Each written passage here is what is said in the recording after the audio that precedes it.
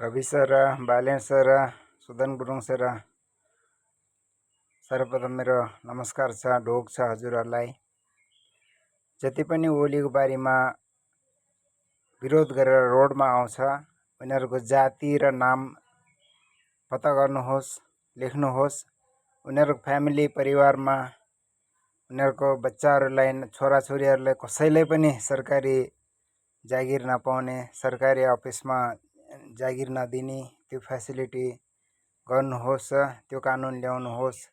सबैलाई जति पनि रोडमा दुश्मन आउँछ उनीहरूलाई ब्ल्याकलिस्टमा हालिदिनुहोस्। उनीहरूको परिवारमा कहिले पनि जागिर नपाउने, सरकारी जागिरहरू नपाउने त्यो कानुन लागू गरिदिनुहोस्। र म हजुरसँग बिन्ती छु र तपाईहरुलाई धेरै दुश्मन हुन्छ, जति पनि राम्रो काम गर्नुहुन्छ कताबाट हान्छ तपाईलाई थाहा हुन, अलिकति सतर्क रहनुहोस्, होशियार रहनुहोस्। राम्रो काम गर्नेलाई दुश्मन धेरै हुन्छ। म हजुरको कामहरुमा हजुरले गर्नुभएकोमा धेरै खुसी छ। यो गोरखकाली टायरहरुको कम्पनीहरु चालु गर्नुहोस्।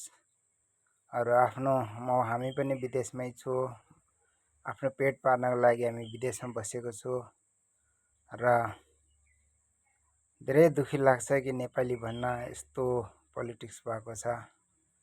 अब नयाँ जीवन दिनुहोस् नेपालको लागि भन्ने हजुरसँग बिन्ती गर्दछु।